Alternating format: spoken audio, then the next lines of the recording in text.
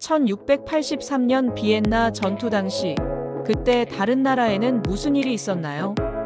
1683년은 우리가 좋아하는 커피와 관련된 중요한 사건, 비엔나 전투가 있었고 미국과 남미는 식민지 확장이 활발한 시기였습니다. 1683년으로 돌아가서 그때의 여러 나라들은 어떤 생활을 했는지 한번 살펴보겠습니다. 1683년은 유럽 역사에서 중요한 사건들이 발생한 해로 특히 오스만 제국의 진출과 관련된 전투가 주목받습니다. 이 해의 가장 두드러진 사건은 비엔나 포위전입니다. 1683년 비엔나 전투는 오스만 제국과 합스부르크 제국 간의 중요한 전투로 1683년 7월 17일부터 9월 12일까지 약 60일 동안 진행되었습니다. 이 전투는 오스만 제국의 유럽 확장을 저지하기 위한 결정적인 전투로 여겨지며 유럽 역사에서 중요한 전환점을 나타냅니다. 오스만 제국은 17세기 중반부터 유럽에서의 세력을 확장하고 있었고 1683년에는 비엔나를 포위하기에 이릅니다. 당시 오스만 제국의 술탄인 무스타파 2세는 30만 명의 대군을 이끌고 비엔나를 공격했습니다. 비엔나의 방어는 합스부르크 제국의 군대와 폴란드 리투아니아 연합군에 의해 이루어졌습니다. 전투는 1683년 9월 11일 새벽에 시작되었습니다. 오스만군은 비엔나를 포위하고 있었으나 합스부르크 제국과 폴란드의 연합군이 전투에 참전하면서 전세가 바뀌게 됩니다. 특히 폴란드의 국왕인 야기에우로 3세가 이끄는 기병대가 결정적인 역할을 하여 오스만군을 크게 무찌릅니다. 전투는 9월 12일에 끝났으며 오스만군은 패퇴하게 됩니다. 비엔나 전투의 승리는 유럽의 기독교 국가들에게 큰 희망을 주었고 오스만 제국의 유럽 내 세력 확장을 저지하는 계기가 되었습니다. 이 전투는 데튀르크 전쟁의 일환으로 이후 유럽의 여러 국가들이 오스만 제국에 대항하기 위해 연합하게 되는 계기가 되었습니다. 전투의 결과로 오스만 제국은 유럽에서의 세력을 잃게 되었고 이는 유럽 역사에 큰 영향을 미쳤습니다.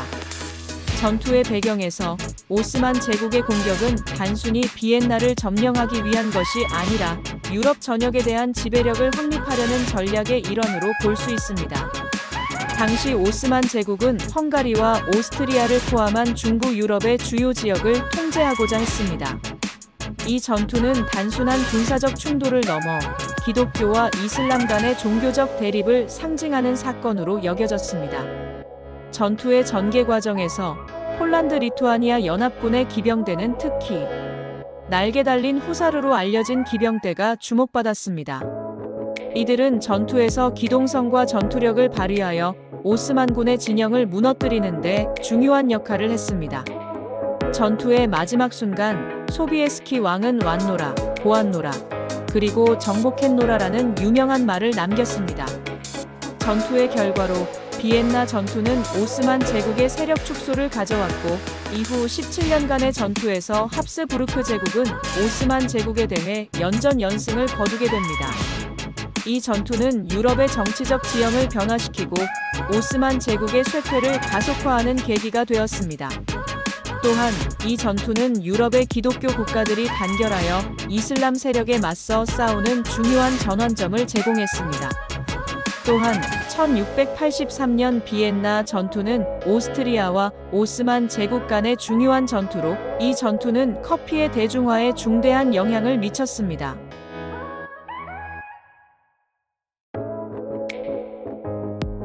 전투에서 오스만 제국이 패배하면서 그들이 남긴 커피 원두가 비엔나 사람들에게 처음으로 커피를 접하게 하는 계기가 되었습니다. 전투 후 오스트리아 군인들은 전리품으로 남겨진 커피 원두를 발견하였고 이를 통해 커피를 처음으로 맛보게 되었습니다. 초기에는 커피가 낯설었지만 곧 그 매력에 빠지게 되었고 이는 비엔나 커피 문화의 시작으로 이어졌습니다. 특히 비엔나에서는 커피를 우유와 설탕과 함께 즐기는 방식이 발전하였고 이는 비엔나 커피의 독특한 특징이 되었습니다. 또한 비엔나 전투 이후 커피하우스가 생겨나기 시작했습니다. 최초의 비엔나 커피하우스는 1683년 전투 이후에 문을 열었으며 이는 사람들에게 커피를 즐길 수 있는 새로운 공간을 제공했습니다. 커피하우스는 단순한 음료 제공을 넘어 사회적 교류의 장으로 기능하게 되었고 이는 커피 문화의 확산에 기여했습니다. 결국 비엔나 전투는 커피가 오스트리아 사회에 뿌리내리는 계기가 되었으며 커피는 단순한 음료를 넘어 문화적 상징으로 자리 잡게 되었습니다. 이러한 변화는 이후 유럽 전역으로 퍼져나가며 커피의 대중화를 이끌었습니다. 비엔나 커피하우스는 단순한 음료 제공을 넘어 문학과 예술의 중심지로 발전하였습니다. 많은 예술가와 지식인들이 이곳에서 모여 토론하고 창작 활동을 하였으며 이는 비엔나 커피 문화의 중요한 부분이 되었습니다. 19세기 말에는 비엔나에 600여 개의 커피하우스가 존재했으며 이들은 사회적, 문화적 교류의 장으로 기능하였습니다. 비엔나 커피는 단순한 음료가 아니라 오스트리아의 문화적 정체성을 형성하는 중요한 요소로 자리 잡았습니다. 커피하우스는 유네스코의 무형문화유산으로 등재되었으며 이는 비엔나 커피 문화가 세계적으로 인정받는 이유 중 하나입니다. 1683년 유럽의 사회상은 전반적으로 전쟁과 갈등으로 인해 불안정했습니다. 전투와 전쟁의 여파로 인해 많은 인구가 이동하고 전쟁으로 인한 피해가 심각했습니다. 특히 비엔나 포위전은 도시의 방어와 군사적 준비가 중요해지면서 군사적 조직과 사회 구조에 큰 변화를 가져왔습니다. 또한 이 시기 유럽은 상업과 무역이 활발해지면서 경제적 변화가 일어나고 있었습니다. 식민지 확장과 무역의 증가로 인해 인구가 증가하고 도시화가 진행되었습니다. 그러나 전쟁으로 인한 인구 감소와 사회적 불안정은 여전히 큰 문제로 남아 있었습니다. 1683년은 조선시대는 19대 숙종에 해당하며 이 시기의 한국 사회는 여러 가지 중요한 특징을 가지고 있었습니다. 조선의 인구는 1683년경에 약 1500만 명에 도달한 것으로 추정됩니다. 이는 조선이 건국된 1392년에 인구 약 550만 명에서 크게 증가한 수치입니다. 이 시기 인구의 증가는 농업 생산력의 향상과 사회적 안정성 덕분에 가능했습니다. 특히 농업기술의 발전과 함께 농업 생산량이 증가하면서 인구가 자연스럽게 늘어났습니다.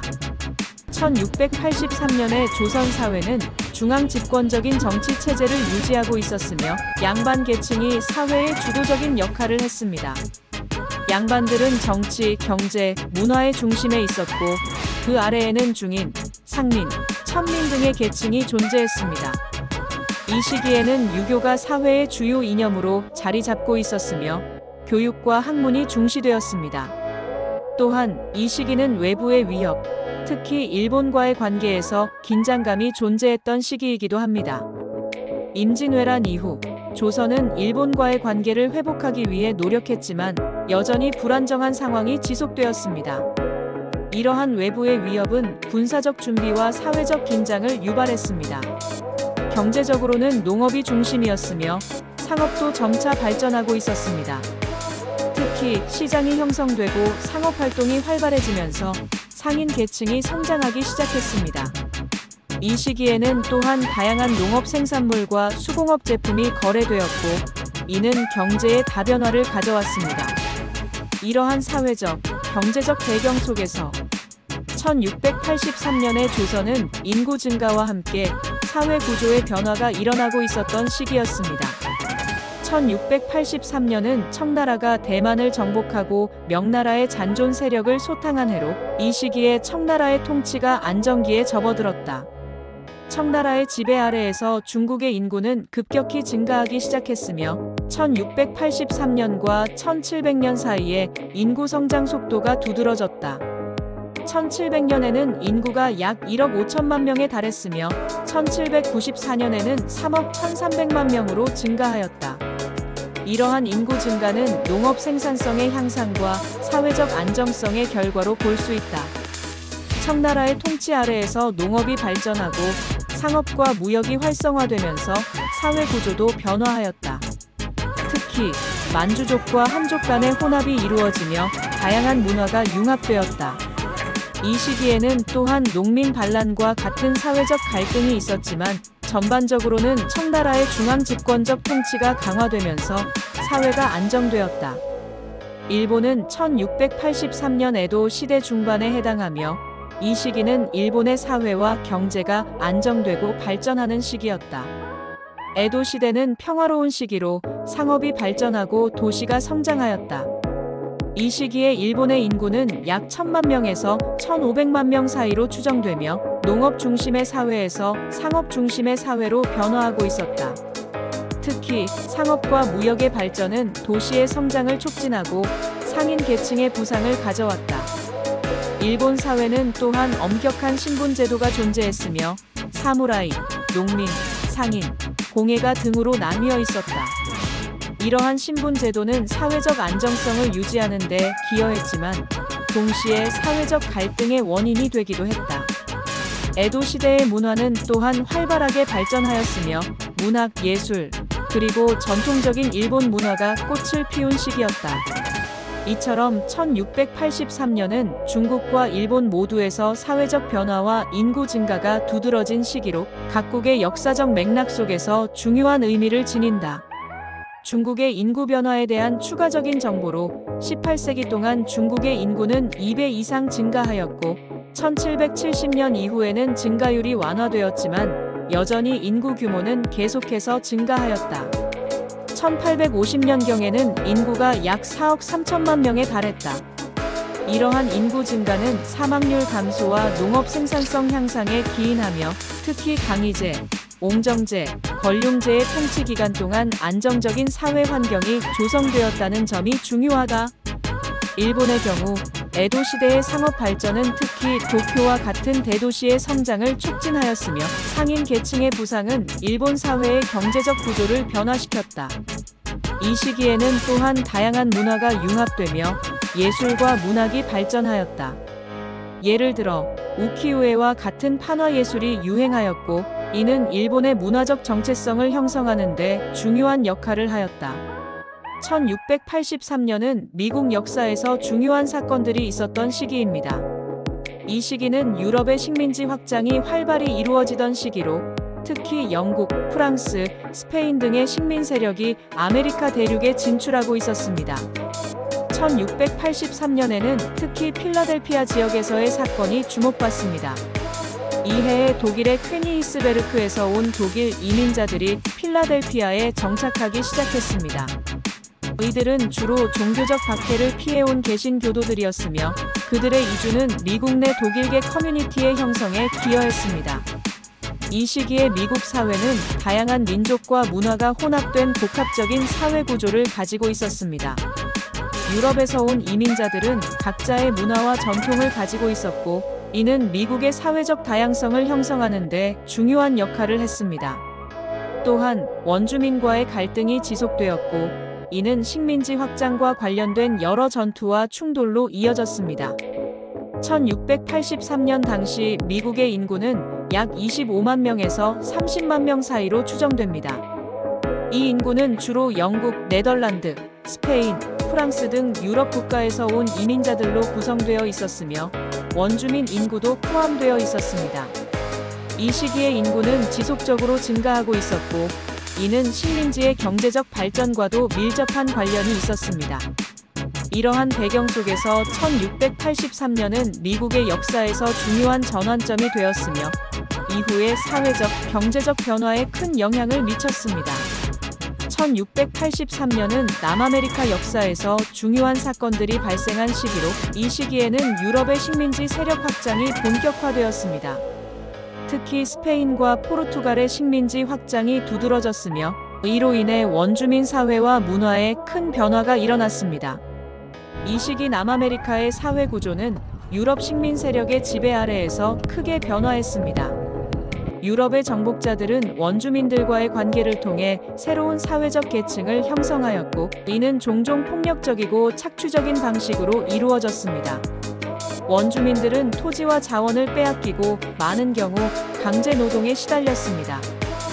이러한 상황은 원주민 인구의 급격한 감소로 이어졌습니다. 1683년 남아메리카의 인구는 약 4억 3천만 명 이상으로 추산되며 이 중 상당수는 원주민이었습니다. 그러나 유럽의 식민지 확장과 전염병의 유입으로 인해 원주민 인구는 급격히 감소하였습니다. 예를 들어 스페인 정복자들이 도착한 이후 원주민 인구는 대폭 줄어들었고 이는 식민지 사회의 인구 구조에 큰 영향을 미쳤습니다. 이 시기는 또한 아프리카에서의 노예 수입이 증가하면서 아프리카계 인구도 늘어나는 시기였습니다. 이러한 인구 변화는 남아메리카의 문화와 사회 구조에 지속적인 영향을 미쳤습니다. 1683년 남아메리카에서의 사건들은 단순히 식민지 확장에 국한되지 않았습니다. 이 시기에는 원주민과 유럽 식민 세력 간의 갈등이 심화되었고 특히 스페인과 포르투갈의 식민지 정책이 원주민 사회에 미친 영향이 두드러졌습니다. 스페인 정복자들은 원주민의 토지를 강제로 빼앗고 그들의 문화와 생활 방식을 파괴했습니다. 이러한 과정에서 원주민들은 종종 폭력과 학살의 희생양이 되었으며 이는 인구 감소로 이어졌습니다. 예를 들어 16세기부터 17세기 초까지 스페인 정복자들에 의해 수많은 원주민이 학살당하거나 전염병으로 사망했습니다. 또한 이 시기에는 아프리카에서의 노예 수입이 증가하면서 아프리카계 인구가 남아메리카에 유입되었습니다. 이는 원주민 인구의 감소를 보완하는 방식으로 새로운 사회적 계층을 형성하게 되었습니다. 이러한 인구 변화는 남아메리카의 문화적 다양성을 증가시키는 한편 사회적 갈등을 심화시키는 원인이 되었습니다. 결국 1683년은 남아메리카에서 유럽 식민 세력의 확장과 원주민의 저항, 그리고 아프리카계 인구의 유입이 복합적으로 얽힌 시기로 이로 인해 지역 사회의 구조와 문화가 크게 변화하게 되었습니다. 구독과 좋아요는 행복입니다.